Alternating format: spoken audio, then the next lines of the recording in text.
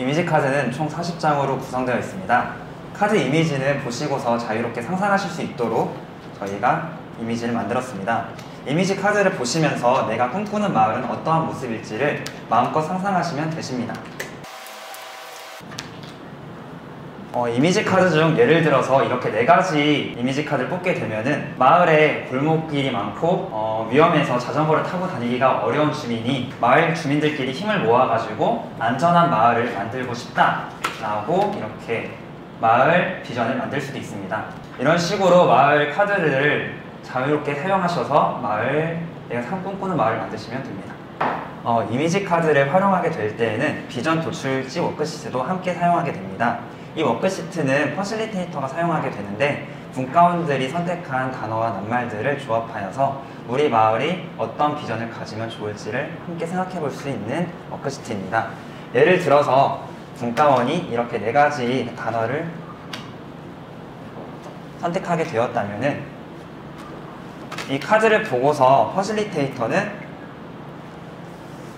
구불구불한 골목, 그리고 자전거 통행, 협력, 그리고 좋은 마을이라는 단어들을 만들어낼 수 있습니다. 그러면 이렇게 나온 단어들을 맨 밑에 칸에다가 적으시면 됩니다. 그리고 또 다른 분과원들도 여러 가지 카드를 선택할 수 있을 텐데요. 예를 들어서 이렇게 3가지 단어들을 더 선택했다고 한다면은 퍼실리테이터는 이 카드들을 보고서 분과원이 어떠한 이야기를 하는지를 잘 듣고서 그 단어들을 쓰면 되십니다. 예를 들어서 이런 경우에는 다양한 사람들, 그리고 많은 공원, 그리고 즐거운 마을이라고도 단어를 쓸 수 있습니다. 이렇게 단어들이 나왔다면은 퍼실리테이터는 다음 칸에다가 이렇게 나온 단어들을 가지고서 이 낱말들을 포괄할 수 있는 단어와 문장을 만들면 됩니다. 예를 들어 이번 같은 경우에는 다양한 사람들, 그리고 즐거운 마을, 협력을 이용해서 다양한 사람들이 협력하여 만드는 즐거운 마을이라는 단어와 문장을 만들 수 있고, 마을 주민들이 협력하여서 만드는 좋은 마을이라는 것도 만들 수 있습니다.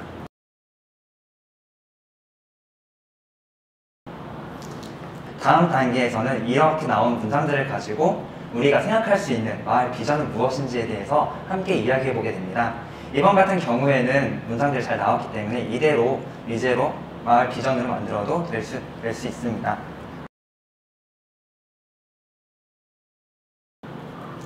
실제 현장에서는 이것보다 더 많은 마을 비전들이 나올 수 있게 되는데요.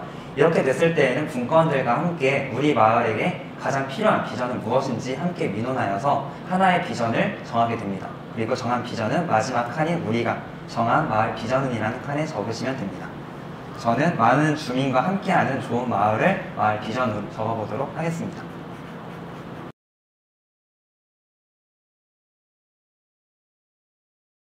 그리고 논의 끝에 나온 한 가지의 마을 비전을 이렇게 비전 선정지에다 큰 글씨로 적으면 됩니다. 저는 똑같이 많은 주민과 함께하는 좋은 마을을 마을 비전 선정으로 하겠습니다.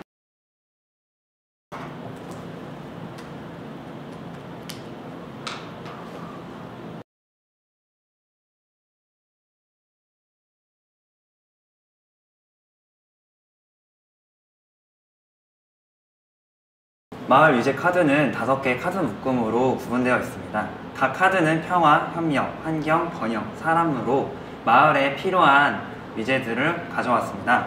예를 들어서 환경 카드에는 이렇게 마을, 실천, 가치, 주민 카드로 구성이 되어 있고, 마지막에 하얀 카드도 10장이 준비되어 있습니다. 이 하얀 카드에는 만약에 주민이 원하는 단어가 없을 경우에 자유롭게 쓰셔도 되는 카드입니다. 이 가치 카드와 주민 카드는 각 카드마다 동일하게 카드가 구성되어 있습니다. 그럼 카드를 통해서 마을 위제를 도출하는 방법에 대해서 한번 보여드릴 텐데요. 예를 들어 사람 분과에서 한 주민이 마을 교육, 공동 육아, 어린이, 친밀이라는 단어를 선택했습니다. 이럴 경우에는 마을에 혼자 있는 어린이들이 많은데 이 아이들을 공동육아로서 마을 교육을 시켜서 좀 더 마을이 친밀해지고 안전한 마을이 되었으면 좋겠다라고도 위제를 만들 수 있습니다. 이런 것처럼 한 분과에 있는 여러 단어들을 통하여서 마을에 맞는, 그리고 비전에 맞는 마을 위제를 만드시면 됩니다. 마을 위제 카드를 활용할 때 퍼실리테이터는 위제 도출 워크시트를 함께 사용하게 됩니다. 위제 도출 워크시트는 분과원들이 선택한 단어들을 이 칸에 적어 나가면서 우리가 정한 분과 위제는 무엇이 될지를 함께 상상해 볼 수 있는 워크시트입니다. 예를 들어서 아까 선택했던 마을 교육, 공동육아, 어린이, 친민이라는 단어를 선택하게 되었다면 퍼실리테이터 맨 밑에 칸에다가 분과원이 선택한 카드 단어로 마을 교육, 공동육아, 어린이, 친미를 이렇게 적습니다. 그냥 나온 단어들을 가지고서 그러면 어떤 위제를 만들 수 있는지를 분과원들과 함께 상상을 해보면 됩니다. 지금같이 이렇게 4가지 단어가 나왔을 때에는 마을에 있는 혼자 있는 어린이들에게 공동육아를 함께 하여서 마을 교육을 시키고 보다 마을이 친밀한 마을을 만들었으면 좋겠다라고 마을 위제를 설정할 수 있습니다. 또한 여러 가지 분과 위제들이 나올 수 있게 될 텐데요. 그렇게 나온 모든 분과 위제들 중에서 3가지를 정하여서 우리가 정한 분과 위제에다 적성하게 됩니다. 지금 같은 경우에 하나만 있기 때문에 하나를 동일하게 적도록 하겠습니다.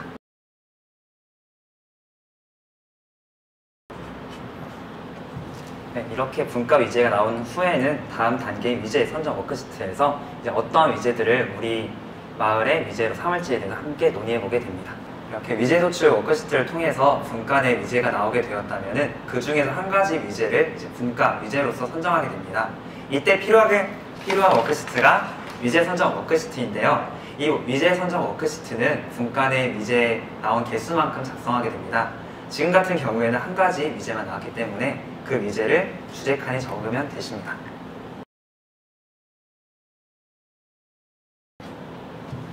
네, 이렇게 각 위제별로 주제를 쓰게 된 후에는 이 주제가 왜 나오게 되었는지에 대한 배경도 쓰게 됩니다. 이때에는 우리가 어떤 분과인지와 그리고 우리 마을 비전은 무엇인지를 함께 고려해서 작성하면 됩니다.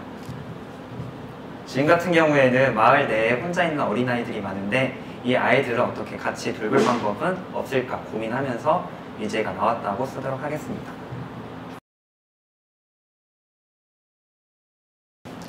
이렇게 주제 배경까지 쓰게 된 후에는 이 위제가 가지고 있는 장점과 그리고 단점이 있음에도 불구하고 이 위제를 실행해야 하는 이유는 무엇인지에 대해서 쓰게 되는데요. 이때에는 분과원들이 다 같이 각각 위제별로 어떤 장점과 단점이 있을지를 함께 고민하면서 쓰시면 됩니다.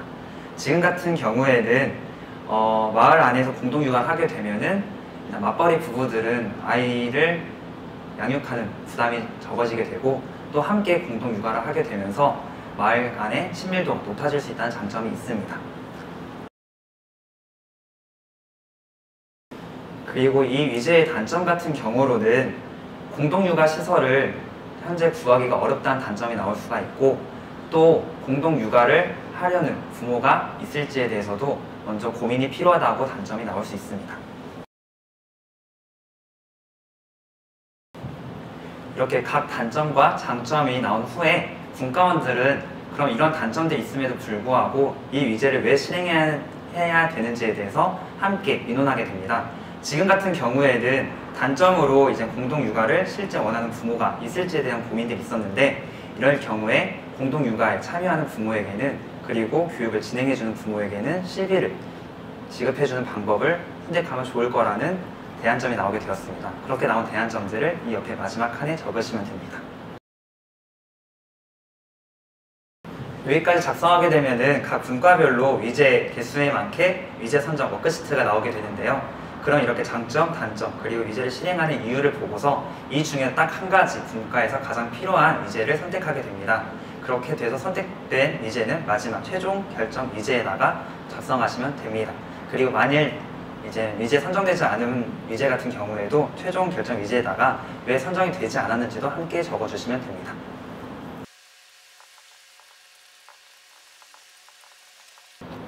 네, 이렇게 위제까지 쓰게 되면은 위제 선정 워크시트의 단계도 모두 마치게 됩니다.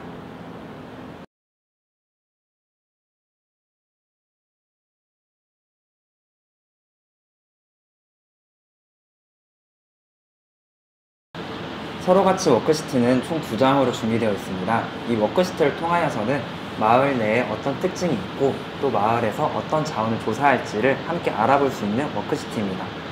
먼저 워크시트 1의 경우에는 우리 마을의 장점, 그리고 우리 마을의 단점, 그리고 나는 누구인지에 대해서 쓸 수 있게 되어 있습니다. 이것을 통하여서 각자 어떤 마을의 장점과 단점을 가지고 있는지를 알아볼 수 있는 워크시트입니다. 먼저 내 이름을 맨 위에 쓰게 되고 그 다음에 나는 어떤 마을에서 왔는지 쓰게 됩니다. 그 후에 마을의 장점을 쓰게 되는데 예를 들어서 마을이 조용하다는 것도 장점이 될 수 있고 또 마을이 깨끗하다는 것도 하나의 장점이 될 수 있습니다.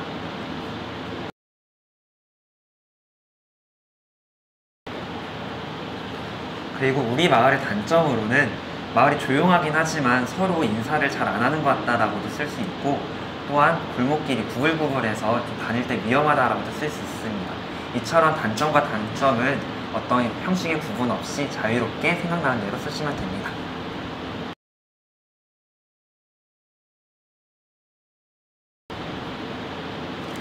그리고 마지막으로 나는 어떤 사람인지에 대해서 쓰게 되는데 여기는 꼭 글씨로만 쓸 필요는 없이 그림을 그리셔도 되고 자유롭게 사용하시면 됩니다. 이것을 통하여서 오늘 이렇게 모인 인원들이 서로 어떤 사람인지를 알아가는 데에 또 좋은 효과를 줄 수 있습니다.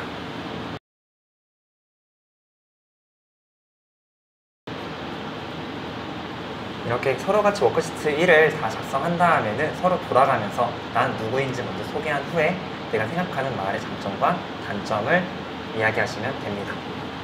서로 같이 워크시트 1을 다 작성했다면은 바로 서로 같이 이 워크시트를 작성하게 됩니다.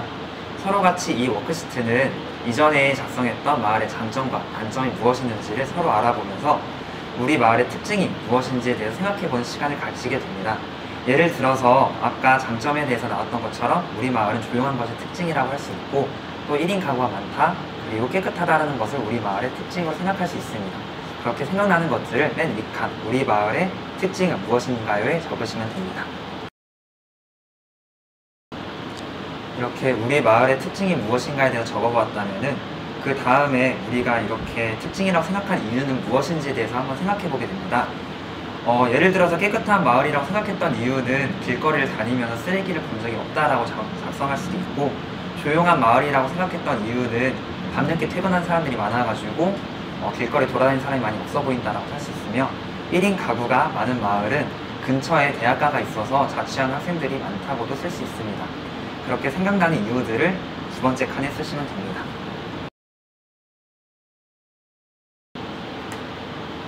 우리 마을의 특징이라 생각한 이유가 무엇인지까지 작성했다면 마지막으로 우리 마을의 특징을 확인할 수 있는 방법은 무엇이 있을까요를 적어보게 됩니다. 예를 들어 길거리 쓰레기가 없다라고 써게 되었다면 왜 그런지에 대해서 생각해보고 그 답을 써보시면 됩니다. 예를 들어 길거리 쓰레기가 없다는 것은 길가에 휴지통이 얼만큼 많은지를 작성해볼 수도 있고 밤늦게 퇴근한 사람이 많다라고 했다면 우리 마을의 직업 분포도를 한번 알아볼 수도 있습니다.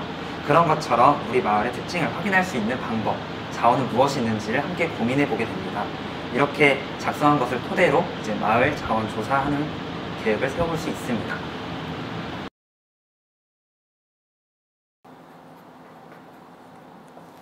마을 자원 선정 워크시트는 마을 자원 선정 워크시트 조사항목 선정지와 함께 이용하게 됩니다. 마을 자원 선정 워크시트를 이용하게 되면은 마을 조사 전에 우리 마을에 어떤 자원들이 있을지 그리고 어떤 것을 조사하면 좋을지를 미리 계획해 볼 수 있습니다. 마을 자원은 5가지로 나눠졌는데요. 역사, 문화, 지리, 현황, 경제, 산업 현황, 생활 현황, 공동체 현황으로 나눠져 있습니다. 조사항목 선정지를 보면서 나는 이웃 중에서 어떤 자원을 먼저 확인해 보고 싶은지를 관심 있는 자원 칸에 쓰게 됩니다. 예를 들어 역사 문화 칸에 있는 지명 유래 그리고 주민 축제가 무엇이 있는지 알고 싶다면 그것들을 관심 있는 자원 칸에 쓰시면 됩니다.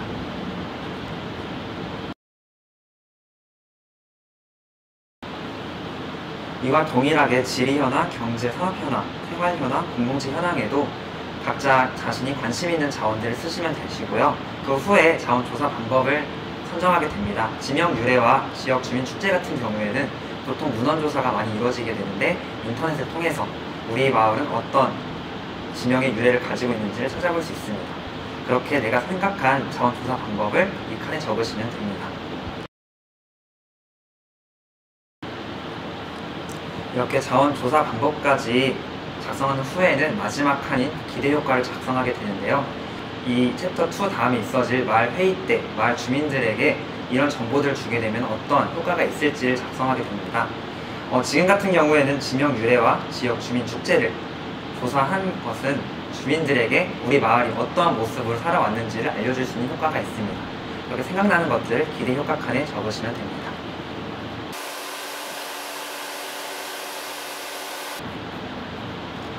이렇게 기대 효과까지 다 작성하고 나면은 우리가 마을 조사를 하기 위해서 어떤 조사 방법을 선택해야 하고 이것이 어떤 기대 효과가 있는지까지 작성하였기 때문에 마을 조사를 하는 과정에 있어서 주제에 벗어나지 않고 올바르게 조사할 수 있는 데 효과가 있습니다.